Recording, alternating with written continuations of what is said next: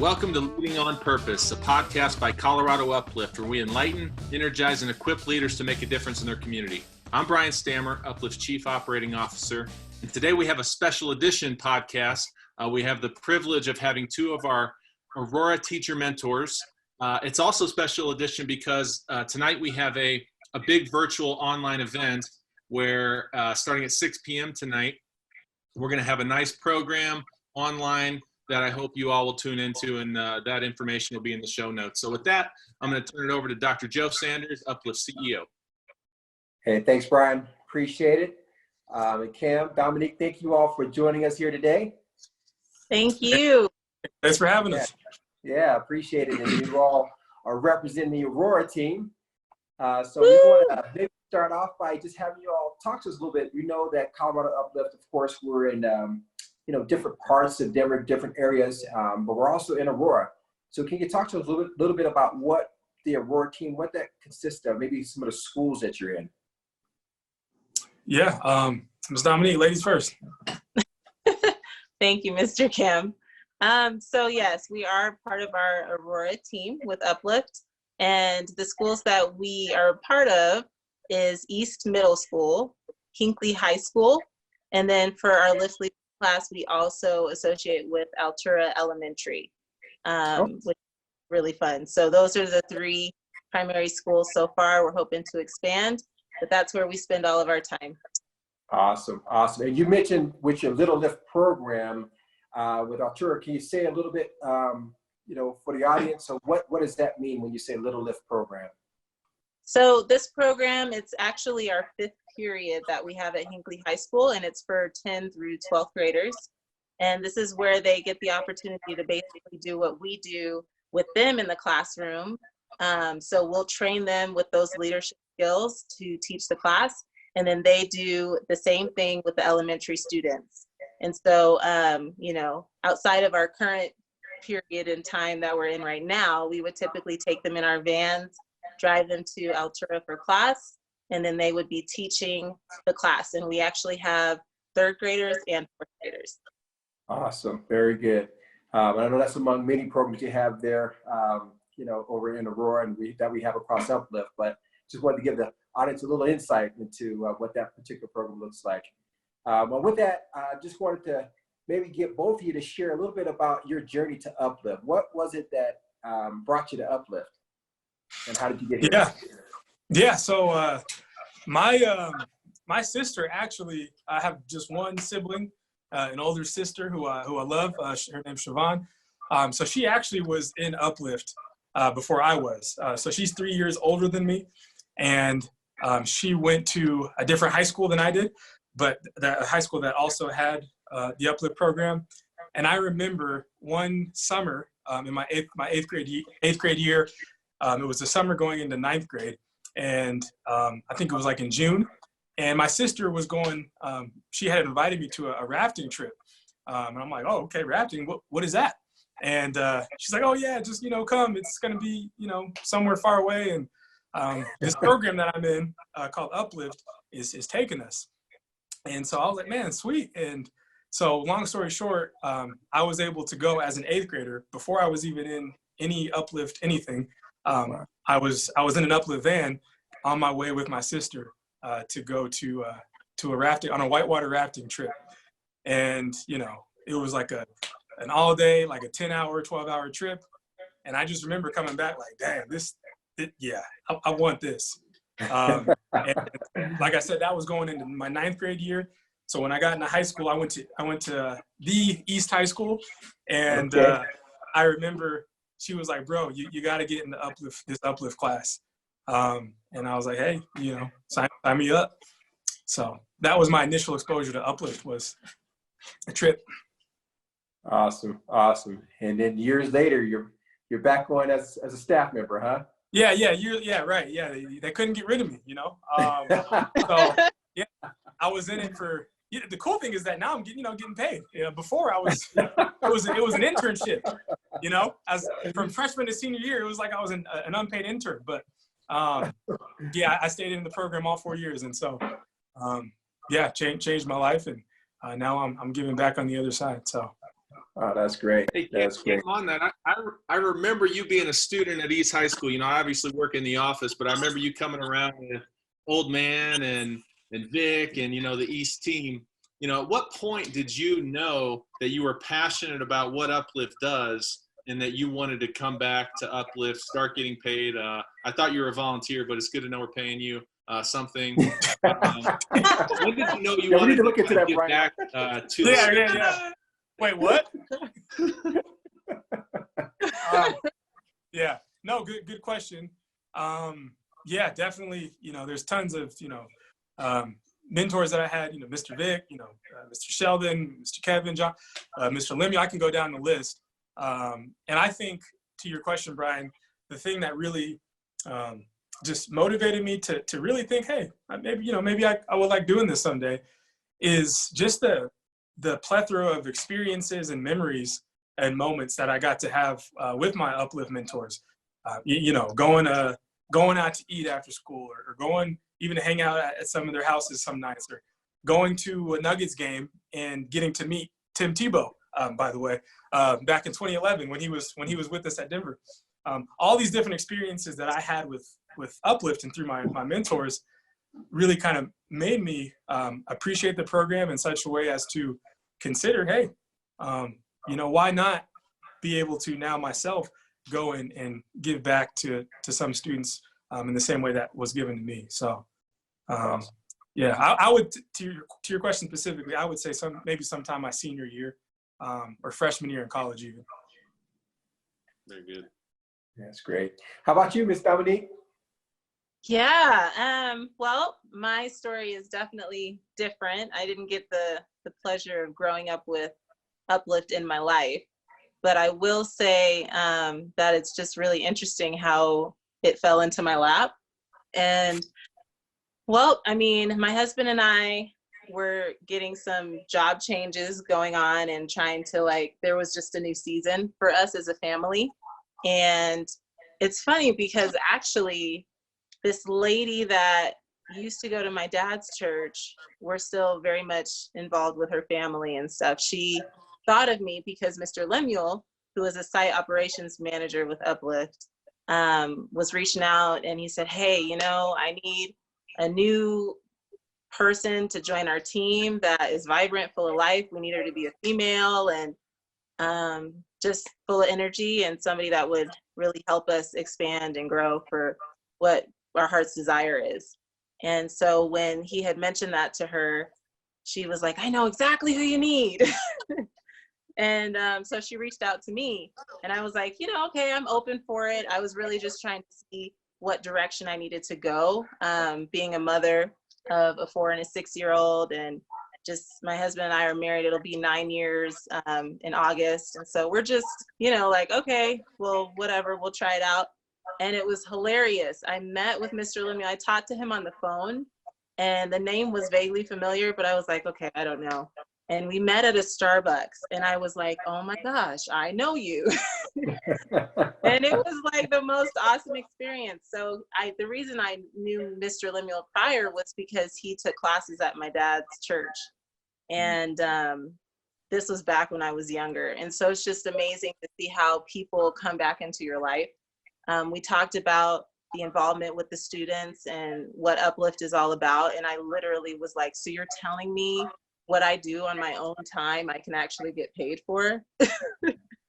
Just bonding, the whole thing, it was so cool. And I just knew at that point, I said, okay, hopefully they put me on their team. But yeah, that was pretty much how I got introduced to UpLift. Yeah, that's great. And Dominique, for you, was there something specifically in your childhood maybe that you think prepared you to become a teacher mentor here at UpLift? Oh, totally.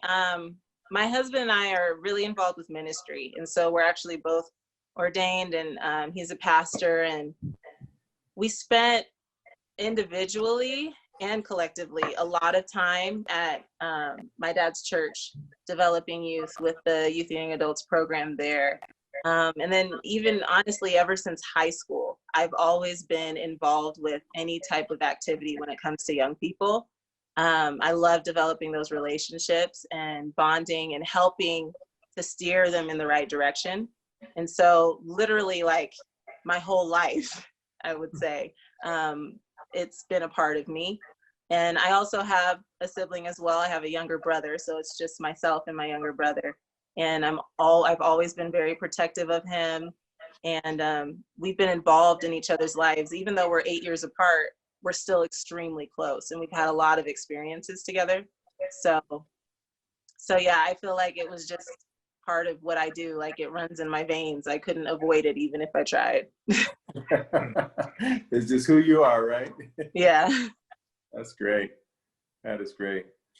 So here at UpLift, what is it you find most rewarding about the opportunity you have to work with these youth? Yeah, so good question. I would say kind of two things. One, I would say, man, just being able to see the joy on our students' faces each and every day that they come into our class. You know, it's you could see it, and I just think that that's something that is really cool to be a part of. You know, it's almost like when you look at them and they come in, it's almost like a feeling of, yes, I'm finally in my UpLift class, class now. You know, science is over. You know, nothing against science, but you know, math is over, right? I can finally be and come to my UpLift class and be around my UpLift teachers, you know, who I know, care about me. So actually looking forward to your class then, is that what you're telling me? Oh, absolutely. Absolutely. You know, and so that's been good. And then I would say the second thing is just knowing that each and every day that we have connections with our students is another day that we get to build a stronger, deeper relationship with them. You know, I was just thinking like, man, I've got inside jokes for days with so many students. Like we could just laugh about. He's not lying. He's telling you. Yeah. I'm not lying. We can just laugh about anything, and depending on the student, you know, we're laughing about something different. You know, and it's like a kid will come up and be like, "What y'all laughing about?" Oh yeah, it's an insider. You wouldn't know. You know, right? Like we got ours, right? So yeah, I would say just knowing that, man, every day that we spend with these kids, it's doing something. That's awesome. Awesome. Thank you. How about for you, Dominique? Yeah, for me, I mean, definitely stuff that really stands out with this program. It's like being able to go past the typical boundary line that is set with students, and to be able to be a teacher, but then also a mentor. I feel like the teacher part really helps to allow us to be respected and honored in a way by the students' parents. You know, they're like, oh, okay, you're a teacher. It's like, that's like the first entryway. Right. Yeah. You know, as far as relationship, it's like you're not some crazy individual that's just trying to talk to my student or to my daughter or son.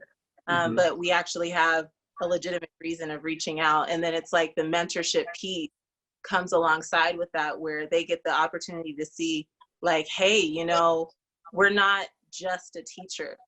We are okay with you calling us if there's an issue, if you guys are struggling, if you have a need, we're right there for you. You know, we're licensed to drive these vans around and take you outside of your comfort zone so you can experience new things. I think the adventure part and the closeness that we have with the students is awesome. Like, it's great to be able to be in a classroom with them and then be like, all right, I'm going to see you like later on after school, right?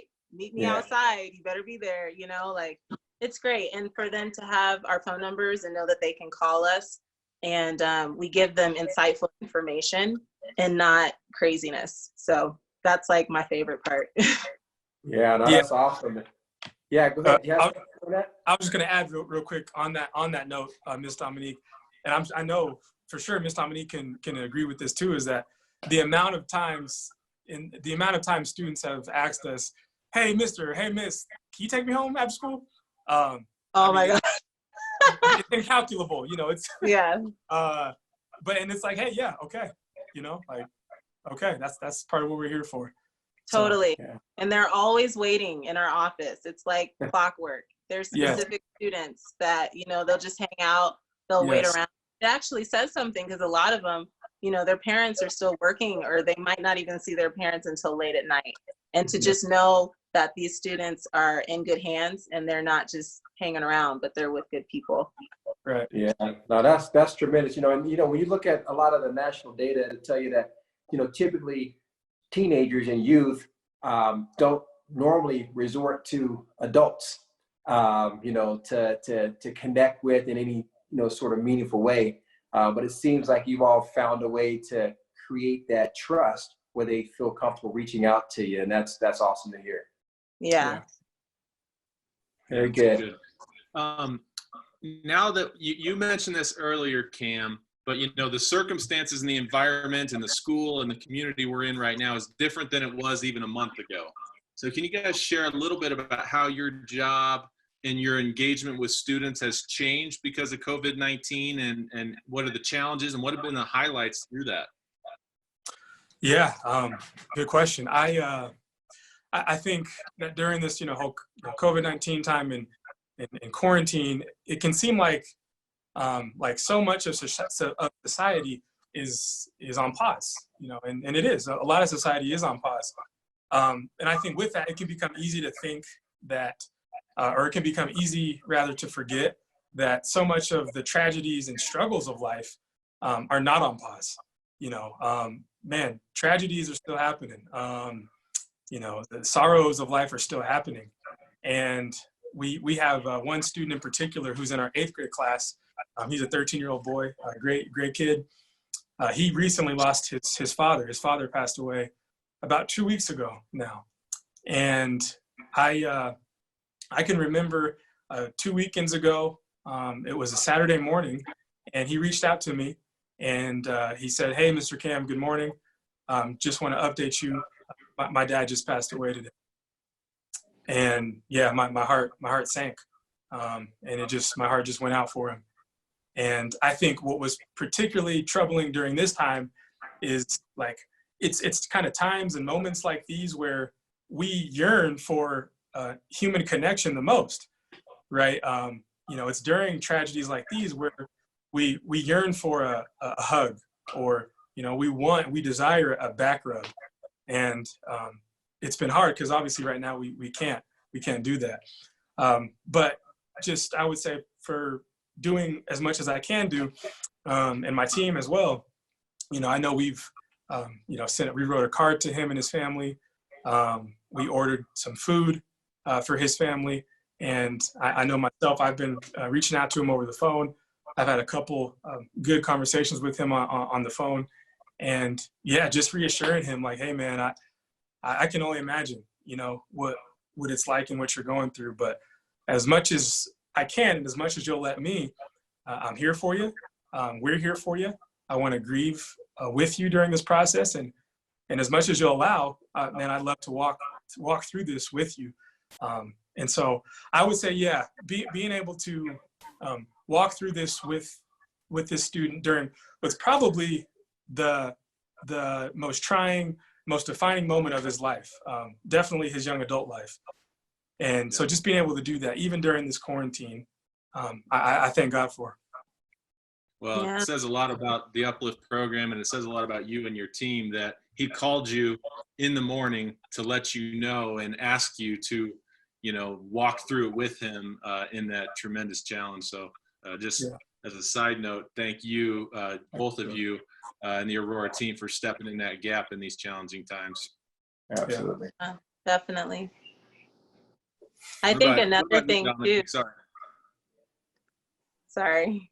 I just wanted to mention too with this young boy is the fact that he actually, even in the midst of all of this going on, showed up for like one of our classes. We had a Zoom meeting, like we have them regularly with the 8th grade, and he actually showed up for one of those classes. And I mean, to me, that says so much about his character and who he is as a person, but then also obviously UpLift has to be doing something right if even during this time he's wanting to just hop on for a class so that he can see his fellow students and be his teacher mentors. Yeah. Absolutely. I agree with that. And, and speaking of classes, recently, Dominique, I know you have a group of folks or students that you led through our advanced leadership program, and had a chance to listen to a presentation online the other night. Great job, by the way. But could you share with our audience a little bit about what I had a chance to see firsthand the other night? Yes. Wow. The advanced leadership program is awesome. I absolutely love it. I think it's such a powerful opportunity for students to understand what they're capable of, and to have people outside of their regular circle believe in them for things greater. And yeah, we had an awesome time. We got on Zoom and they had to do the presentations to pretty much finish up the class.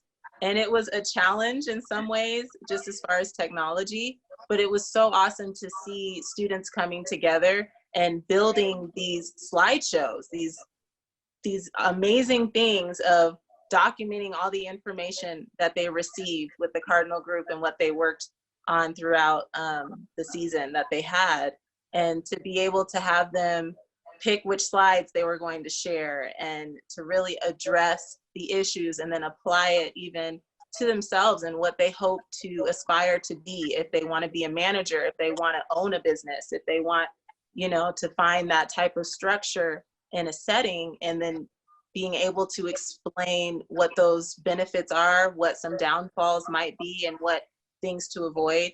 It was just so, it was uplifting, to say the least, not to be corny, but it was well said.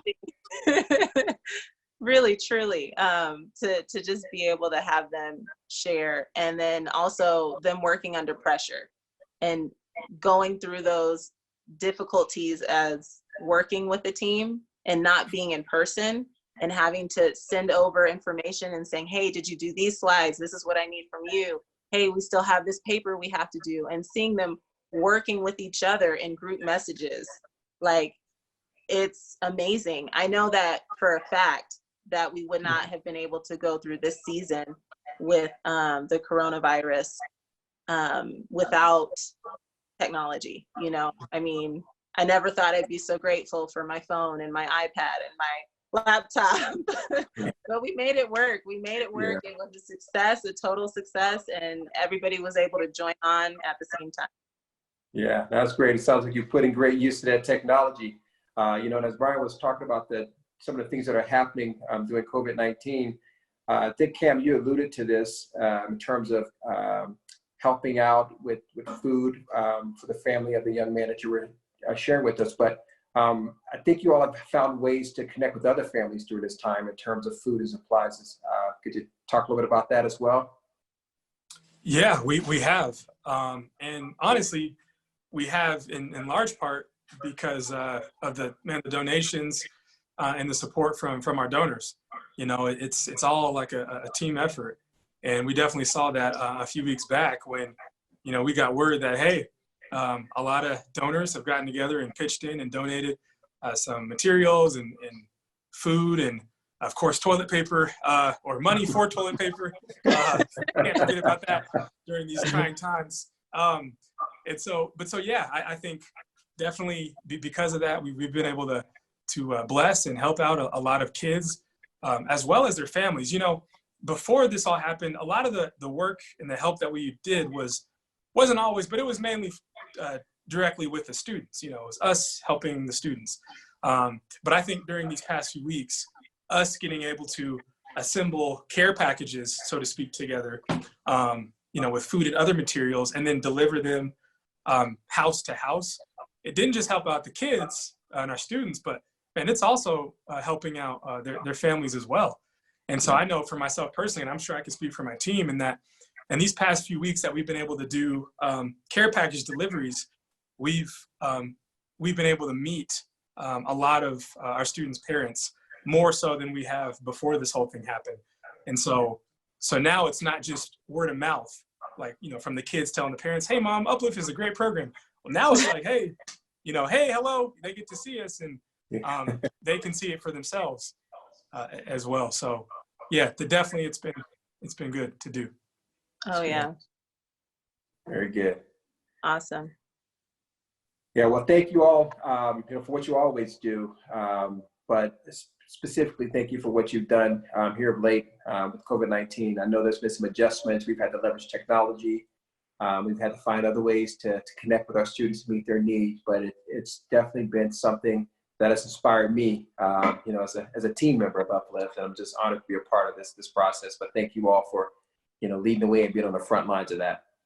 Yeah. Yeah. Thank you, guys. Yep. One last thing as we close, I'm going to do something we haven't done on any Leading on Purpose interview yet, and I'm going to turn a question to Joe. And Joe, as we mentioned on the front side, we got this virtual event tonight, 6 p.m. online, information on our website and in the notes here. Can you share a little bit about what to expect from a donor side or a supporter side tonight? Yeah, so well, the first thing you could expect is a cameo from Cam. You're going to be able to see him on the show tonight, and you'll get a chance to see him talk a little bit about really the generational impact that Colorado UpLift has. So you'll get a chance to see that firsthand.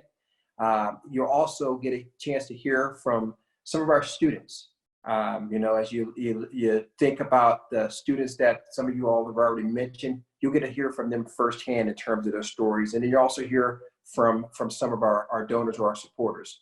And the way I look at it is, it's the UpLift community. And when you think about our community, it's really made up of our students, it's made up of our staff, and it's made up of our supporters. And so you'll get a chance to get a glimpse into their lives and the impact that UpLift has had on our lives. And hopefully what you see will be compelling and inspiring enough that, one of our listeners or somebody who tunes in will want to join our community. Yeah, awesome.